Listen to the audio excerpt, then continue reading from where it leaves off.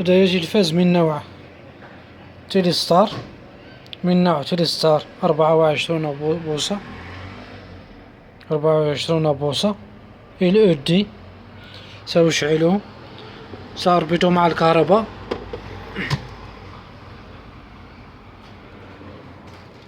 سأشغله بالريموت.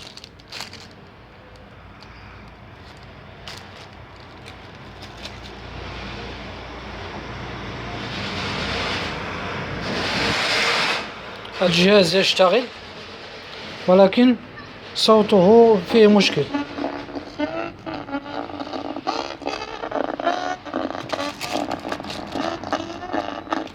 كما تسمعون الصورة موجودة، ولكن الصوت فيه مشكل.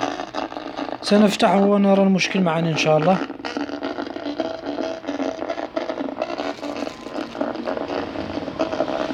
بالنسبة للتلفاز من الداخل، فتحته على هذا الشكل.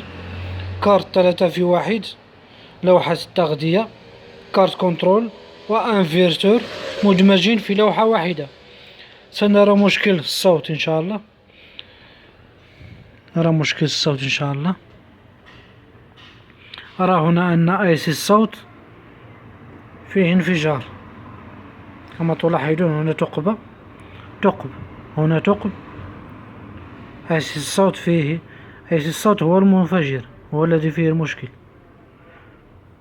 سنفتح لوحة الأم إن شاء الله ونبدل هذا الأيسي،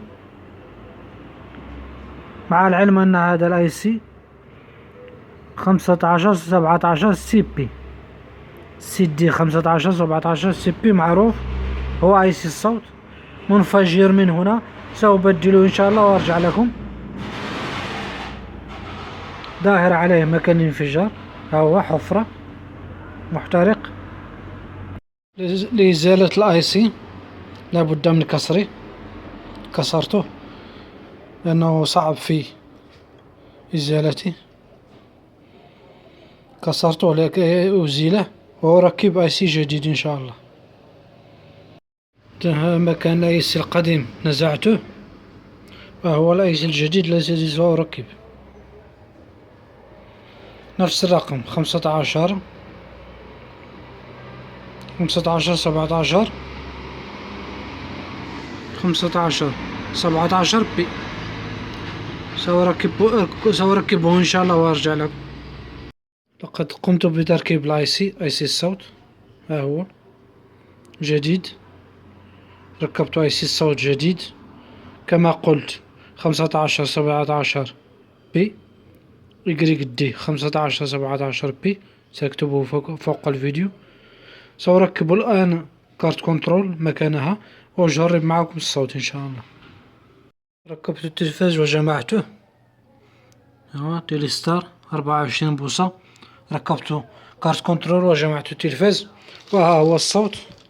أزيد الصوت من الريموت. بشكل عام هناك مسألة وهناك أمر نتناقش فيه منذ ساعات الصباح الأولى. الشعب في الجابون اليوم شأنه شأن الشعوب في البلدان الإفريقية الأخرى، لديه فرصة لإصلاح الجابون. كما تلاحظون الصوت جيد والصورة جيدة. كان مشكل من أيسي الصوت. أتمنى بأن هذا الفيديو يعجبكم.